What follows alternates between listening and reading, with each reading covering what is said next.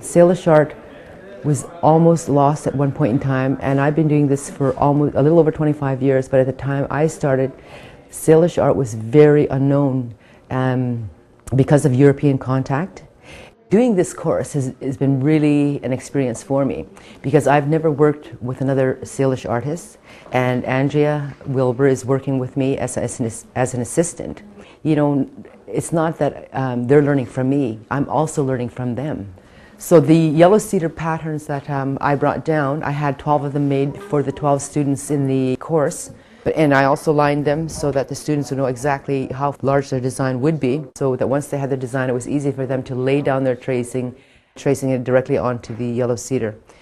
It wasn't okay to do our artwork. It wasn't okay to speak our language, and it wasn't okay to go, you know, do have our religion. It wasn't okay for anything we were doing, and it really got completely halted. I mean, almost to the point where there were no more carvers left. You know, there was my grandpa and, you know, probably a few others, but my grandpa was the only one that really was noted at that time.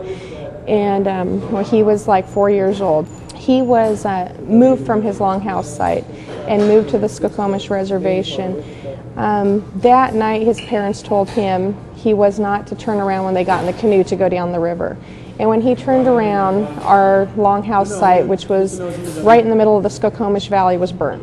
There was nothing left. My aunt was married to Michael Q, who is my uncle, and he was a professor out at the University of British Columbia and so was specializing in Salish art and culture at the time.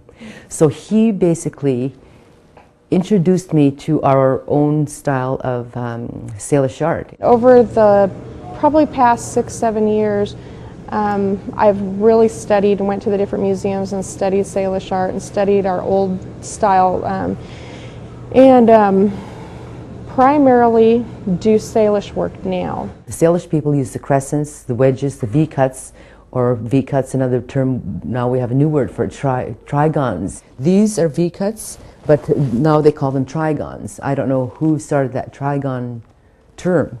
And then again here. And then you have the wedges where you have, I guess I would call a V-cut within a wedge, but it's, again, you can call it a trigon.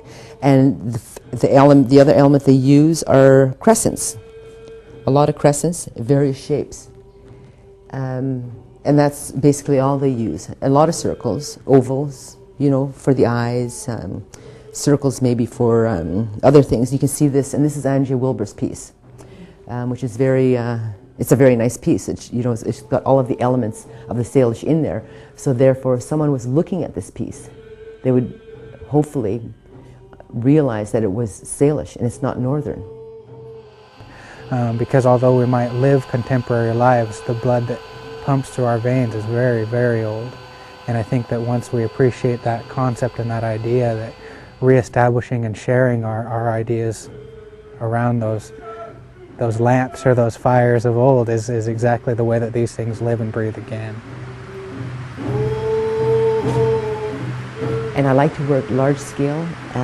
For example, there's a spindle wheel that's, I believe, 18 feet in diameter, very large for a spindle wheel because normally they're like 7-8 inches in diameter, right? But I did that to, yes, make Salish art known and have a large presence.